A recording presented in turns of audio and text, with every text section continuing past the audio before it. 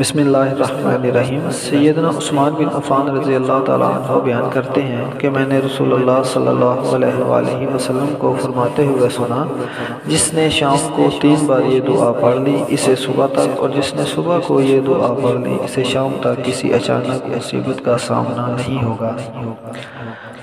دعا: بسم اللہ الذی لا یضر مع اسمہ شیء فی الارض ولا فی السماء وہو السمیع العلیم۔